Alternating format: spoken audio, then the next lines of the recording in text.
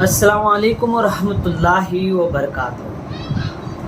میں محمد ضیاء محمد ادریس، معاون معلم اقرا شاہین اردو ہائی اسکول محروم جلگاؤں۔ عزیز بچوں، اردو کمار بھارتی جماعت دہو، سبق نمبر 1، حضرت سلمان فارسی رضی اللہ تعالیٰ عنہ۔ حق کی تلاش میں جو لوگ سرگردہ رہتے ہیں وہ در حقیقت اللہ کے نیک بندے ہوتے ہیں۔ وہ ان راہوں کی ہر دشواریوں پر قابو پاتے ہیں اور آگے بڑھتے ہیں۔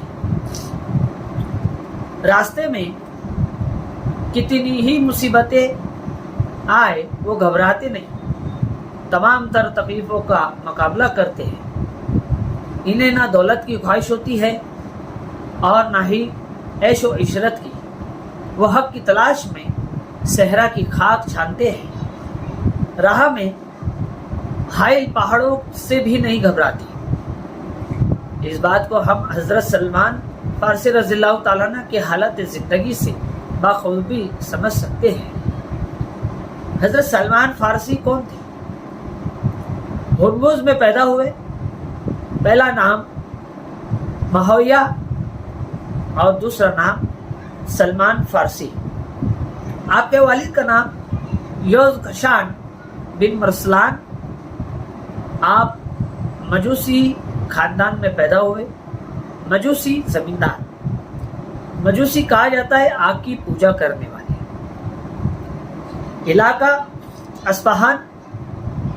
آپ نے مجوسیت کی وہ تعلیم حاصل کی تھی کہ آپ کو آتش کدے کا داروغہ بنا دیا گیا تھا، پھر بھی آپ اپنے مذہب سے مطمئن نہیں تھے۔ علاقہ آپ کا اصفہان تھا۔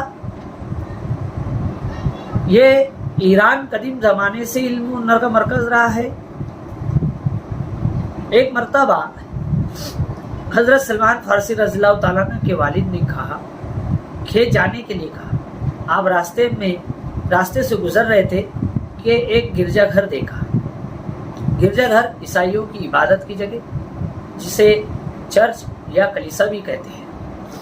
آپ اندر داخل ہوئے، وہاں کے عبادت کے اطوار اور رسم و رواج کو دیکھ کر بڑے متاثر ہوئے اور شام تک وہیں بیٹھے رہے۔ جب گھر لوٹے تو حضرت اپنے والد سے اس بات کی تمام رداعت پیش کی۔ آپ بڑے گھبرائے اور آپ کے پیروں میں بیڑیاں ڈال دی۔ اس قید بند سے بھی آپ گھبرائے نہیں،